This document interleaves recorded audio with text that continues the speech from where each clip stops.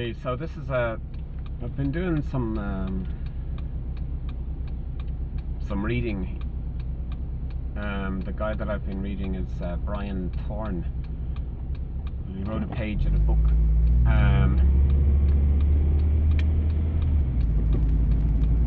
Developing Person-Centered Counseling is the name of the book.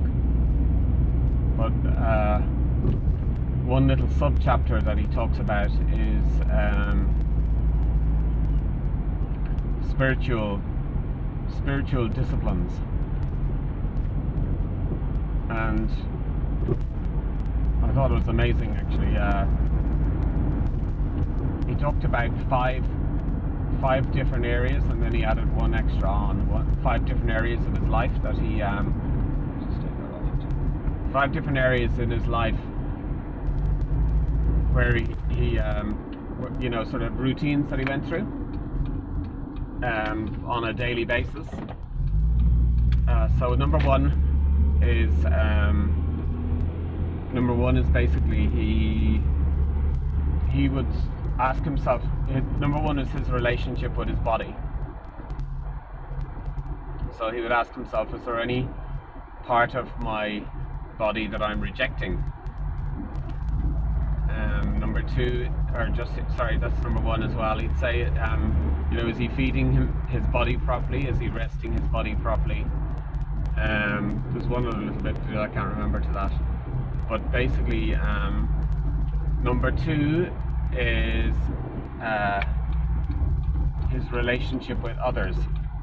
So the question he asked himself is, am I cherishing others? And, think about others that he might need to be cherishing. Asking himself, is he cherishing others? And is he allowing others to cherish him? And is he appreciating the cherishing that others are doing of him? So I hope that makes sense. Number 3 is his recognizing his place in creation. So basically just going like, yeah, look, Lord, look at the amazingness of creation. Look at right now, as I'm driving along here, thinking, okay, look, the amazing trees, the amazing cars, the amazingness of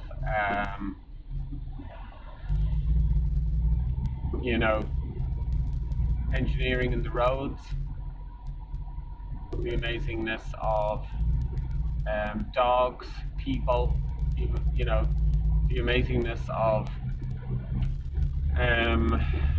everything in God's creation, the sky, the oxygen in the air, the nitrogen, these trees up here beside me, the Northcote Grandad tree, I don't know what they call that tree, but it's a big one on the corner.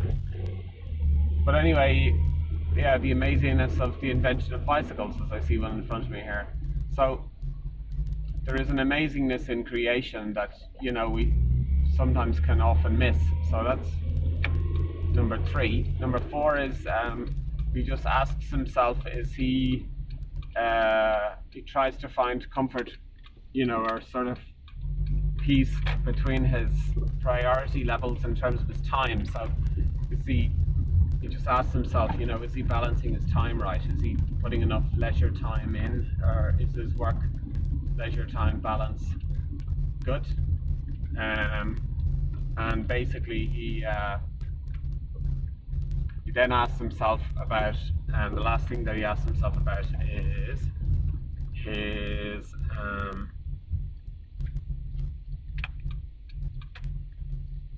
he